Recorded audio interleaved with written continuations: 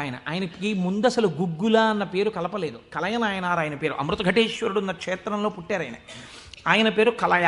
అందుకని ఈయన పేరు కూడా కలయ అని పిలుస్తూ ఉండేవారు. ఈ కలయనాయనారికి ఒక లక్షణం ఉండేది. ఆయన చేసే పూజ ఏమిటో తెలుసా అండి? ఆయన ఎప్పుడు భగవంతుడి దగ్గర కూర్చొని అనుకునేవాడు, సుగంధిం పుష్టివర్ధనం అంటారు కదా, త్రయంబకం అని పిలుస్తారు కదా, 3 కన్నులు ఉంటాయి కదా, ఆయన వస్తుంటే సువాసనలు వస్తాయి కదా. ఆనాడు మార్కండేయుడు శివలింగాన్ని గట్టిగా కౌగిలించుకుని చంద్రశేఖర చంద్రశేఖర చంద్రశేఖర పాహిమాం అని అంటుండగా యమధర్మరాజుని శిక్షించి మార్కండేయుడిని రక్షించడానికి శివలింగంలోంచి ఆవిర్భవించాడు కదా. ఆవిర్భవించినప్పుడు శివుడి కన్నా ముందు శివుని యొక్క సువాసనలు మార్కండేయుడు పీల్చి ఉంటాడు కదా. శివుడు వచ్చేసాడని పొంగిపోయి ఉంటాడు కదా. ఎంతకీ రానిటువంటి రైలు వచ్చేస్తోందని అనౌన్స్ చేసినప్పుడు ఎంత ఆనందం పొందేస్తామో, ముందు అనౌన్స్మెంటు, తర్వాత రైలు ఇంజను కనపడగానే పొంగిపోయినట్టు సుగంధిం, ఆ సువాసనలు వస్తుంటే ఎంత పొంగిపోయి ఉంటాడు కదా మార్కండేయుడు. నా పూనిక ఫలించింది, వచ్చేసాడు పరమాత్మ, అదిగో శంకరుడు, అదిగో సుగంధిం, సువాసనలు వచ్చాయి అని ఆ చంద్రశేఖర చంద్రశేఖర అన్నది ఒక్కసారి ఆపేసి ఏడి శివుడిని ఆ సువాసనల వంకి ఇలా చూస్తూ నిలబడిపోయి ఉంటాడు కదా. కాబట్టి శివుడి యొక్క సువాసన అలా ఉంటుంది కదా అని పొంగిపోతూ నేను అలాంటి వాసన పీలుద్దామని, ఆయన మహాైశ్వర్యవంతుడు కలయనాయనార్. రోజు ఇంత గుగ్గిలం పట్టుకొచ్చి ఆ గుగ్గిలం వెలిగించి గుగ్గిలం ధూపం వేసేవాడు. ఆ ధూపం అంతా పూజ గదంతా నిండిపోతే అందులో కూర్చుని మార్కండేయుడు ఇలాగే వాసన పీల్చి ఉండి ఉంటాడు. ఆనాడు అర్జునుడు గబగబా వెళ్ళి తన గాంధీవం ఎత్తి కొడుతున్నప్పుడు శివుడి దగ్గరికి వెళ్ళినప్పుడు వాసనలు ఇలాగే వచ్చి ఉంటాయి అని ఆ వాసనలు పీలుస్తూ కళ్ళు మూసేసుకుని ఇవే శంకరుడి శరీరంలోంచి వస్తున్న వాసనలు, ఇక్కడే శివుడు ఉన్నాడని రోమాంచితం అయిపోయి పరవశించిపోతూ సమాధి స్థితిలోకి వెళ్ళిపోయేలా ఉండిపోతుండేవాడు ఆయన. మీరు చూడండి, భగవంతుణ్ణి పట్టుకోవాలనుకున్నవాడు ఏమంటే మాకు పూజ కుదరట్లేదండి, మాకు ఈ స్తోత్రం రావట్లేదండి అంటాం మనం. మన బతుకంతా ఎక్కడ ఆగిపోతుందంటే దీపంలో 2 ఒత్తులు వేయాలా, 1 ఒత్తి వేయాలా. నిజంగా తరించిపోయిన వాళ్ళు తరించిపోవడానికి ఎన్ని మార్గాలు వెతుక్కున్నారో చూడండి. ఆయన సువాసనలు పీలుస్తూ రమించిపోయాడు. శంకరుడు చూశాడు, వీడు రోజు గుగ్గిలం పట్టుకొచ్చి వేసి ఇన్ని రకాల దర్శనాలు చేసేస్తున్నాడు రా, గుగ్గిలం పొగ అడ్డం పెట్టుకుని. ఎంత చిత్రం రా ఇది. గుగ్గిలం పొగకి వీడు సమాధిలోకి వెళ్ళిపోతున్నాడు. అసలు ఈ గుగ్గిలం కొనలేని స్థితి తెస్తే ఏం చేస్తాడో చూద్దాం అనుకున్నాడు. ఐశ్వర్యం అంతా క్షీణింపచేశాడు. ఆయనకి మనస్సు శివుడి మించి పోలేదు. ఎలాగో అలా నానా కష్టాలు పడి ఇంత గుగ్గిలం తెచ్చి శంకరుడికి వేసి ఆ వాసన పీల్చేటప్పటికి సమాధిలోకి వెళ్ళిపోయాడు. ఇంక ఏముంది, మనస్సు అలవాటు పడిపోయి ఇంత పొగొచ్చేటప్పటికి అంతే సమాధిలోకి వెళ్ళిపోతాడు. ఎంత తేలికండది. అగరత్తు వెలిగించకుండా ఉంటాం కదా, అగరత్తు వెలిగిస్తే గుగ్గిలం అయినా సమాధిలోకి వెళ్ళిపోతాడు అంతే. ఈ స్థితి చూసి శంకరుడు భార్యాబిడ్డలు తినడానికి కూడా అన్నం మెతుకు లేకుండా చేశాడు. చూద్దాం ఏం చేస్తాడు. భార్యాబిడ్డలు పస్తులున్నారు. అన్నమో రామచంద్ర అని ఆ భార్య మహాపతివ్రత. ఆవిడ తన మెడలో ఉన్నటువంటి మంగళసూత్రాన్ని తీసి నాయనారికి ఇచ్చి, అయ్యా మీరు ఇది పట్టుకెళ్ళి వెలకట్టి అమ్మించి డబ్బు పట్టుకుని రండి, దాంతో మనం కొన్నాళ్ళు భోజనం చేద్దామని. తప్పకుండా తీసుకొస్తానని ఆ మంగళసూత్రాలు చేతిలో పట్టుకుని శివ శివ శివ శివ అని సంతోషపడిపోతూ వెళ్ళిపోతున్నాడు. శంకరుడు ఒక పెద్ద బండిలో గుగ్గిలం బస్తాలు వేసుకుని ఎదురొచ్చాడు. మళ్ళీ దొరకవుట గుగ్గిలం, అందుకని చెప్పి బస్తాలు కొనుక్కెడుతున్నాను, ఎవరైనా కావాలంటే కొనుక్కోండి అని అరిచాడు. అమ్మ బాబోయ్, గుగ్గిలం దొరకదటని చెప్పి ఈయన గబగబా మంగళసూత్రాలు ఇచ్చేసి గుగ్గిలం బస్తాలు కొనేశాడు. పోనీ గుగ్గిలం దొరకదంటున్నారు, ఇంటికి పట్టుకెళ్ళి ఈ గుగ్గిలాన్ని దాచుకుని రోజు ఇంతంత వేద్దాం అనుకున్నాడా? నిజంగా నాడు శంకరుడు వస్తుంటే సుగంధిం పుష్టివర్ధనం, ఇదొక్కటే ఆయన సమాధికి కారణం. ఇంత గుగ్గిలం వెలిగించి మధ్యలో కూర్చుంటే అసలు నిజంగా శంకరుడు విరాట్ రూపంతో వచ్చేసినట్టు ఉండదు. కాబట్టి ఈ గుగ్గిలం అంతా వెలిగించేస్తానన్నాడు. ఇంట్లో వెలిగించేస్తే బాగుండదు, పొగలు వచ్చేస్తాయి. ఓ గుళ్ళోకి పట్టుకెళ్ళి వెలిగించేస్తే బాగుంటుందని ఈ గుగ్గిలం అంతా వేసుకుని ఓ గుడికి పట్టుకెళ్ళి ఈ గుగ్గిలం అంతా వెలిగించేసి దాని మధ్యలో కూర్చొని సమాధిని పొందేసి కడుపులో ప్రేగులు నకనకలాడిపోతున్నాయి, తెలియదు, ఆకలి తెలియదు, శరీరం నీరస పడిపోయింది, శరీరం అంతా నొప్పులు పెట్టేస్తోంది, తెలియదు, ఇంట్లో భార్య బిడ్డలు శోషించి పడిపోయే స్థితి వచ్చింది, తెలియదు. ఆ పొగ మధ్యలో సమాధి స్థితిని పొందాడు. ఇప్పుడు నా భాషలో చెప్పాలంటే భగవంతుడు ఓడిపోయాడు. పరీక్ష పెట్టగలడా ఇహ? ఏం పరీక్ష పెడతాడు? కాబట్టి చూడలేకపోయాడు ఆయన. అమ్మ బాబోయ్, ఇదెక్కడ భక్తి రాని గబగబా కుబేరుణ్ణి పిలిచాడు. కుబేరా, ఇలా నా పక్కన ఎన్నాళ్ళు నించుంటావు? నాకేం అవసరం లేదు. అడిగో మహానుభావుడు చూసావా, గుగ్గిలం పొగ మధ్యలో కూర్చున్నాడు పెళ్ళం మంగళసూత్రాలు అమ్మేసి. వెంటనే వెళ్ళి ఆయన ఇంటిని బ్రహ్మాండమైనటువంటి అంతఃపురంగా మార్చేయి, భార్యకి బిడ్డలకి భూమండలంలో లేనంత ఐశ్వర్యాన్ని ఇచ్చేయి, ముందు ఉత్తరక్షణం వాళ్ళకి షడ్రశోపేతమైన భోజనం పెట్టు అనేటప్పటికి వాళ్ళ ఇల్లు మారిపోయింది. షడ్రశోపేతమైన భోజనం వచ్చింది. అయ్యో భర్తగారు ఎక్కడికి వెళ్ళారో అనుకుంటోంది ఆవిడ. అశరీరవాణి వినపడింది. అమ్మా, నీ భర్త భక్తి ముందు లొంగిపోయాడమ్మా, శంకరుడు మహదైశ్వర్యం ఇచ్చేశాడు నీకు. ఆయనో అన్నం తిందామన్న ఆలోచన లేదు, ఆ గుగ్గిలం పొగలో కూర్చునున్నాడు. ఇలాగ కూర్చునుంటే ఇప్పుడు ఎవరు మాట్లాడాలి? ఒరే నాన్న అన్నం తినరా అని. అమ్మా నాన్నగారు కోరుకున్న కోరికోటి ఉంది, నువ్వు ఎలా అయినా డాక్టర్ అయిపో. ఇంజక్షన్ చేసేసారు ఆ పిల్లకి.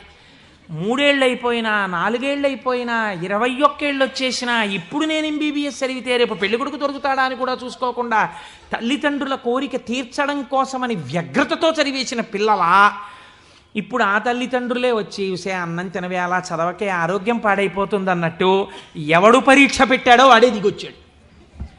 దిగొచ్చి ఎవడు? ఆ త్రయంబకం నిజంగా సువాసనలు వచ్చి ఆనాడు మార్కండేయుడు బాహ్య స్మృతిని పొందాడు, ఈయన పొందలేదు. పొందకుండా కూర్చున్నాడు.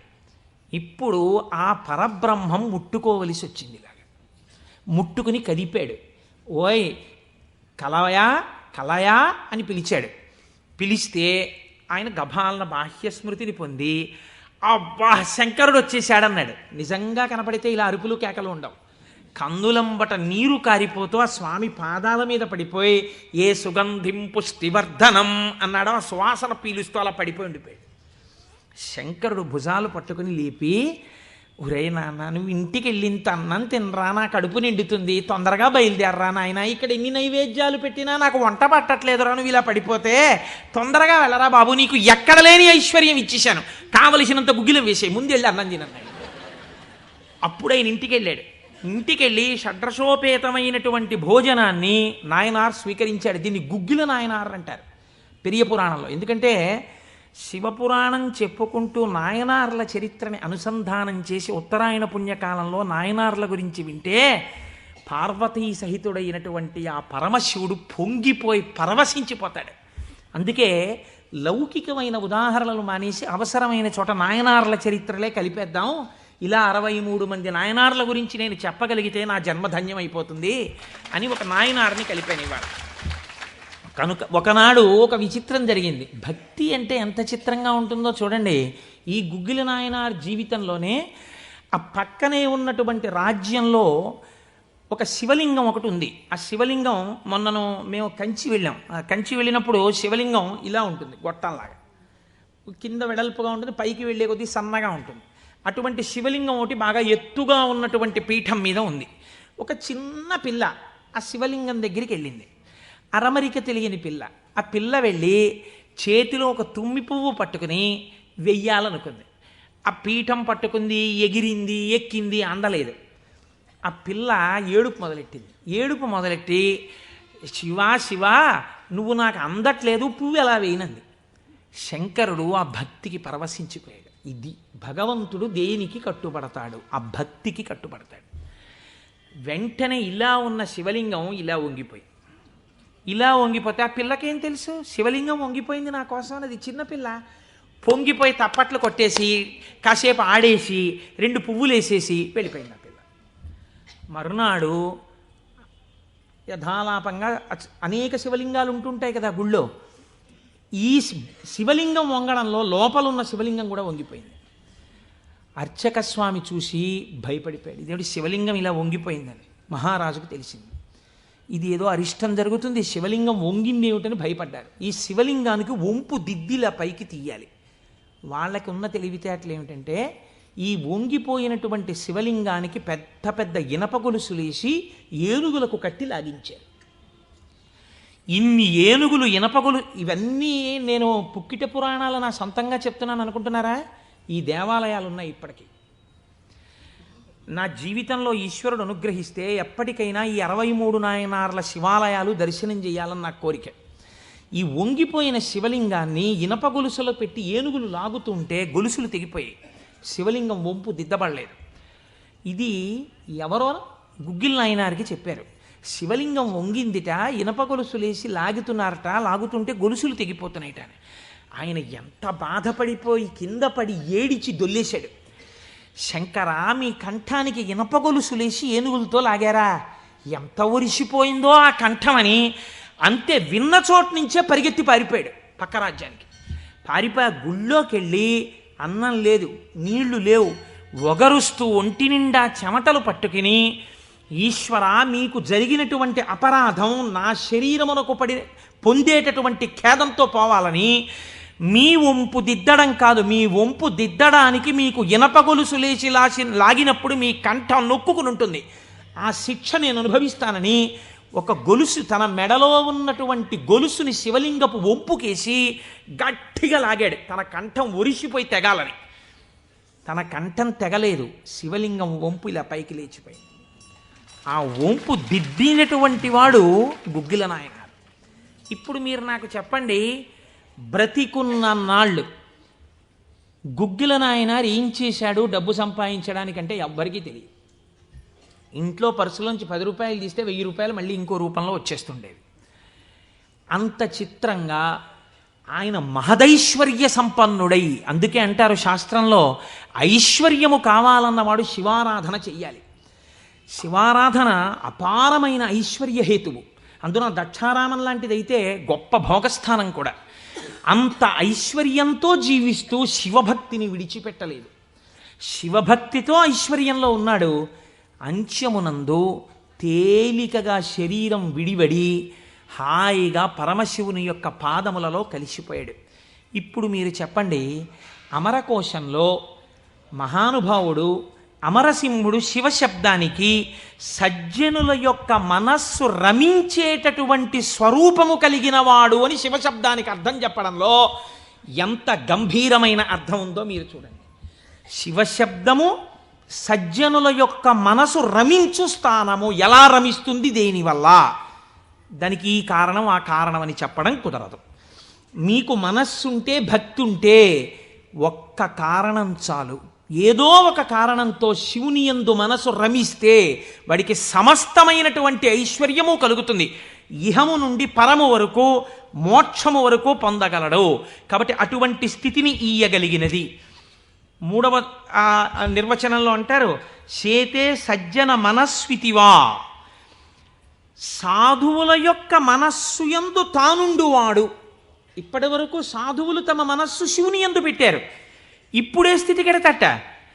ఇదే భృంగీచ్ఛా నటనోత్కట కరిమదగ్రాహీ స్ఫురన్మాధవా హ్లాదో నాదయుతో మహాసితవపు పంచేషు బాణాధృత సత్పక్షస్సు మనోవనేషు నపునః సాక్షాన్మదీయే మనోరాజీవే భ్రమరాధిపో విహరతాం శ్రీశైలవాసీ విభుహో అని పిలుస్తారు శంకరాచార్యులు వారి శివానందలహరిలో. లోపల ఉండేటటువంటి హృదయ పద్మము పరిశుద్ధముగా భక్తి అన్న తేనెతో నిండి ఉంటే 2 గండు తుమ్మెదలు వస్తాయి. పార్వతీ పరమేశ్వరులనే గండు తుమ్మెదలు వచ్చి విహరిస్తుంటే అక్కడ తేనె కోసం. ఇప్పుడు ఎవరి మనస్సు నిరంతరము శివనామము పట్టుకుని రమించిపోతోందో, ఎవరు శృతి ప్రమాణము చేత పరవశించిపోతున్నారో అటువంటి వారి మనస్సు యందు పరమశివుడే వెళ్ళి చేరి ఉంటాడు. అంటే ఆయనే శివుడైపోయి ఉంటాడు. ఇది నోటితో చెప్తే చాలామంది అందుకుని ఉంటారు, కానీ నేను దీనికి కూడా ఒక ఉదాహరణ ఇచ్చే ప్రయత్నం చేస్తాను. చంద్రశేఖర పరమాచార్య స్వామి వారికి నడిచే దేవుడు అని పేరు. మహానుభావుడు, ప్రాతస్మరణీయులు. మొన్నట్నే మేము కంచి కామకోటి పీఠానికి వెళ్ళి స్వామివారి బృందావనం దగ్గర ప్రణిపాతం చేసి వచ్చాం. సమాధి అన్నమాట వాడరు పెద్దలు సన్యసించినటువంటి వారిని సమాధి చేసిన చోట పైన తులసి కోట పెడితే బృందావని మీద పిలవాలి. ఇది బృందావనం అండి, చంద్రశేఖర పరమాచార్య స్వామి వారి బృందావనం అనాలి. అలా కాకుండా సమాధి మీద శివలింగం ఉంటే బృందావనం అనకూడదు, అధిష్టానము అనాలి. ఇది రమణ మహర్షి యొక్క అధిష్టానం అండి అనాలి. రమణాశ్రమంలోకి వెళ్ళారనుకోండి, మీరు ఇది రమణ మహర్షి సమాధనో రమణ మహర్షి బృందావనమనో మీరు ఉచ్చరిస్తే మీ యందు దోషం పడుతుంది. అలా అనకూడదు. ఇది రమణుల అధిష్టానము అని పిలవాలి. ఎందుకంటే దాని మీద శివలింగం ఉంటుంది కనుక. అటువంటి బృందావనం చంద్రశేఖర పరమాచార్య స్వామి వారి బృందావనం దగ్గర మేము మొన్న ప్రణిపాతం చేసి వచ్చే అదృష్టాన్ని పరమాచార్య స్వామి మాకు అనుగ్రహించారు. పరమాచార్య స్వామి ఒక మాట చెప్పుకుంటూ ఉండేవారు. ఆయన అనేవారు, నాకు ఎప్పుడైనా చీకట్లో వెడుతున్నప్పుడు ఒక విగ్రహాన్ని చూస్తే నా బాధ్యత నాకు గుర్తొస్తుందనేవారు. ఇదండి రమించడం అంటే, ఇది శివుడంటే. మామూలుగా మాట్లాడడం, ఇలా ఉపన్యాసాలు చెప్పడం గొప్ప కాదు. రమించిన హృదయంలోంచి అటువంటి మాట రావడం ఆ వ్యక్తి యొక్క స్థితిని చూపిస్తుంది. పరమాచార్య నడిచి వెళ్ళిపోతుండేవారు. తెల్లవారుజామున 3 గంటలకి వారు నడిచి వెళ్ళిపోతున్నారు. ఒకసారి నడిచి వెళ్ళిపోతుంటే ఒక ఊరి మధ్యలో ఒక కోటు వేసుకున్నటువంటి ఒక వ్యక్తి, వాడెవరో ఒక రాజకీయ నాయకుడు, ఆయన యొక్క శిలాప్రతిమ ఒకటి ఉంది. పరమాచార్య నిలబడి ఒక నవ్వు నవ్వారు. పరమాచార్య నవ్వారంటే దానిలో ఏదో అర్థం ఉంటుంది. ఆయనతో ఆనాడు అంతేవాసులై దగ్గరగా నడిచినటువంటి శిష్యులున్నారే, వారు అదృష్టవంతులు కనుక వారు దగ్గరగా వెళ్ళి నిలబడ్డారు. ఎందుకు నవ్వారు అని అడగరు కదా. వారు నవ్వి అన్నారు, దీన్ని చూస్తే నాకేం జ్ఞాపకం వస్తుందో తెలుసా, నా బాధ్యత జ్ఞాపకానికి వస్తోంది అన్నారు. అదేమిటండి, ఆ విగ్రహానికి మీకు సంబంధం ఏమిటి అనుకున్నారు విన్నవాళ్ళు. ఆయన అన్నారు, ఈ విగ్రహంలో ఉన్న వ్యక్తి తెల్లవారుజామున 3 గంటలకి ఇలాగే కోటేసుకుని నిలబడి ఉండేవాడా అని అడిగారు. అప్పుడు 3 కదా అయింది టైము. తెల్లవారుజామున 3 గంటలకి ఆ విగ్రహంలో ఉన్న వ్యక్తి ఎవరు ఉన్నాడో ఆయన అలా కోటేసుకుని నిలబడ్డ కదా. లేకపోతే బహుశः ఇప్పుడు మనం 3ంటికి చూసాం, ఈయన రాత్రి 1 గంటకు కూడా ఇలాగే కోటేసుకుని ఉండుంటాడు. అంటే రాత్రి 1 గంటకు కూడా ఈయన బతికున్న రోజుల్లో కోటేసుకుని ఉన్నాడా? లేడు. కానీ కోటేసుకున్నటువంటి వ్యక్తిని అందరూ చూశారు బయట. ఆయన బయటకు వచ్చినప్పుడు ఎక్కువగా కోటుతో బయటకు వచ్చేవాడు. కాబట్టి ఇప్పుడు ఆయన్ని చూడగానే రాత్రి చూసినా, పగలు చూసినా, ఉదయం చూసినా, సంధ్యవేళ చూసినా ఆయన జీవితంలో సాధించిన విషయాలు జ్ఞాపకానికి వచ్చి, అందుకు ఆయనకి ఇటువంటి శిలాస్తూపం పెట్టారు అని జ్ఞాపకానికి వస్తుంది. నేనెవరో తెలుసా? పరమాచార్య చెప్పిన మాట. నేను కూడా ఇలా దండం పట్టుకుని కమండలం పట్టుకుని నడిచి వెళ్ళిపోతుంటే భారతదేశమునకు 4 చెరగుల మళ్ళీ అవైదికమైన మతములు ప్రవేశించకుండా 4 పీఠములు పెట్టి చంద్రమౌళీశ్వరారాధన ఏర్పాటు చేసినటువంటి మహాపురుషుడైన శంకరాచార్య స్వామి వారి ప్రతిబింబంగా ఆ శిల తన జీవితాన్ని జ్ఞాపకం చేస్తే, శంకరులని జ్ఞాపకం చేసి నడువడిని నేర్పడానికి ఈ రూపంతో మేము తిరుగుతున్నాం. మా నడువడి ఎంత జాగ్రత్తగా ఉండాలో చూడండి అని పరమాచార్య ఆ స్తూపాన్ని చూసి చెప్పుకున్నారు. ఎంత భక్తో చూడండి నిజంగా వారిది. వారు ఒకనాడు శ్రీశైలం వెళ్ళారు. వెళ్ళినప్పుడు హటకేశ్వరంలో శంకరాచార్య స్వామి వారు తపస్సు చేసినటువంటి ప్రదేశం ఉంది. వారు ఆ హటకేశ్వరం దగ్గరికి వెడుతూ ఆ తపస్సు చేసిన ప్రదేశం దగ్గరికి ఒక సంస్కృత పండితుడిని పిలిచి వారు సంస్కృతంలోనే మాట్లాడుతుండేవారు. ఆయన అన్నారు, చాలా కాలం మఠాన్ని నిర్వహించాను. 13 సంవత్సరాల ప్రాయంలో సన్యసించారు మహానుభావుడు. చాలా కాలం మఠాన్ని నిర్వహించాను. ఉత్తర పీఠాధిపతిని నిర్ణయించాను. జయేంద్ర సరస్వతి స్వామి వారిని ఉత్తర పీఠాధిపతిని చేశాను. ఆయనకి కావలసినటువంటి పరిణితి ఏర్పాటు చేశాను. నాతో పాటు ఎన్నో ప్రదేశాలకి తీసుకెళ్ళాను. మఠ నిర్వహణ యందు ఆయనకి కావలసినటువంటి శక్తియుక్తులను గరపాను. ఇంకా ఎంతకాలం ఆ మఠ నిర్వహణ చేస్తూ ఉండను. శంకర భగవత్పాదాచార్య స్వామి ఏ హటకేశ్వరంలో తపస్సు చేశారో నేను ఇంకిక్కడ ఉండిపోయి ఈ హటకేశ్వరంలోనే తపస్సు చేస్తూ ఉండిపోతాను. చాలు, జయేంద్ర సరస్వతి చూస్తారు మిగిలినటువంటి మఠ వ్యవహారాలన్నీ అన్నారు. పరమాచార్య నోటి వెంట ఒకసారి ఒక మాట వస్తే వెనక్కి తిప్పడం అంత తేలిక.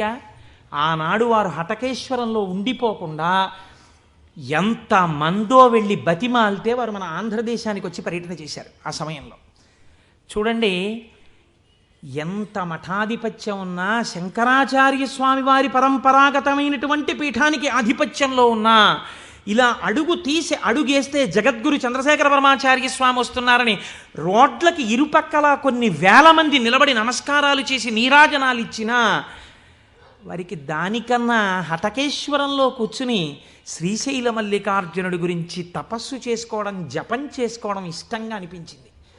అంటే ఎన్ని ఉన్నా మనస్సు ఏది కోరింది? ఆ శివుణ్ణి కోరింది గురువులైన శంకరాచార్యుల వారిని కోరింది. అలా కోరింది కాబట్టే ఈనాటికి వారు నడిచే దేవుడయ్యారు.